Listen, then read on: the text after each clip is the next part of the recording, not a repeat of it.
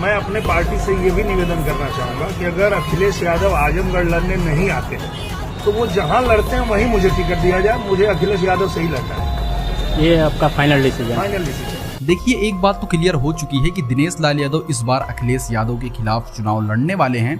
तो यहाँ पर सबसे ज्यादा सवाल जो फैंस के मन में बन रहे हैं कि अब की बार आखिरकार खेसारी लाल यादव किसको सपोर्ट करने वाले हैं।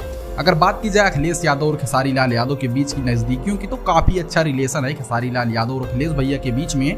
वहीं अगर बात की जाए दिनेश लाल यादव और खेसारी भैया के बीच के रिलेशन की, तो वो भी बहुत ही अच्छा है। इसलिए लोग बहुत ज्यादा परेशान हो रहे हैं कि आखिरकार अब की बार खेसारी भैया किसको सपोर्ट करेंगे, क्योंकि यादव दोनों हैं और दोनों ही खेसारी भैया के बहुत ज्यादा क्लोज हैं। तो देखने को दिलचस्प ये होगा कि अब की बार आखिरकार खेसारी भैया किस सुपरस्टार को सपोर्ट करते हैं। खेसारी भैया या अखिलेश भैया को सपोर्ट करेंगे या फिर दिनेश लाल यादव को सपोर्ट करेंगे, ये तो उनकी चॉइस है। वैसे दोस्तों, आपको क्या लगता है कि खेसारी भैया किसको सपोर्ट करने वाले हैं?